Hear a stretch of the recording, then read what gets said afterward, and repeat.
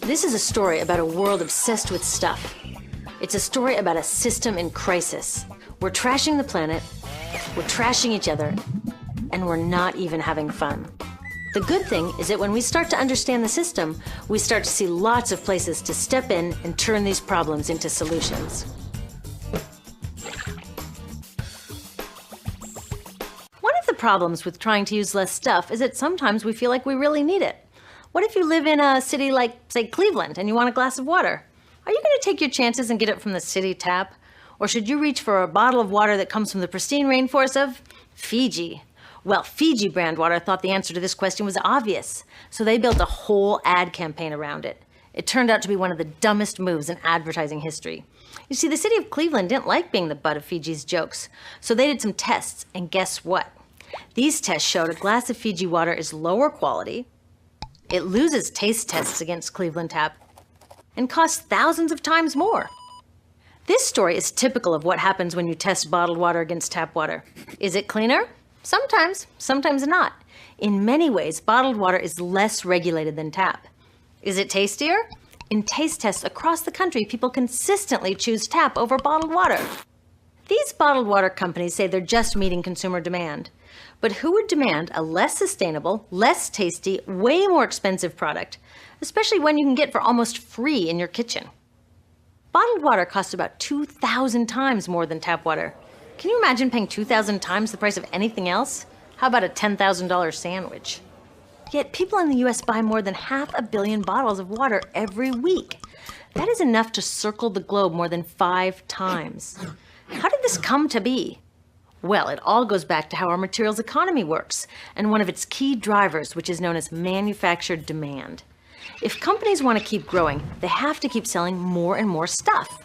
In the 1970s, giant soft drink companies got worried as they saw their growth projections starting to level off. There's only so much soda a person can drink.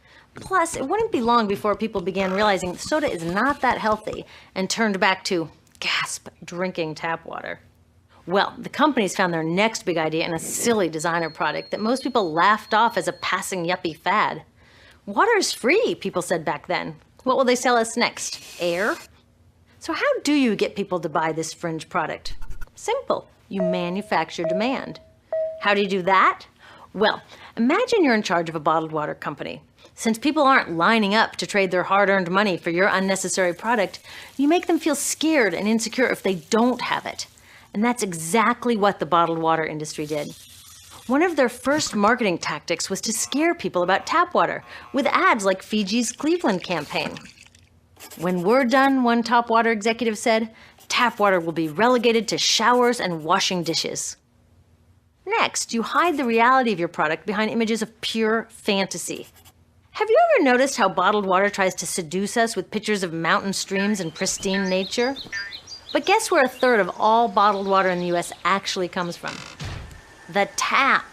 Pepsi's Aquafina and Coke's Dasani are 2 of the many brands that are really filtered tap water. But the pristine nature lie goes much deeper. In a recent full-page ad, Nestle said, bottled water is the most environmentally responsible consumer product in the world. What? They are trashing the environment all along the product's life cycle.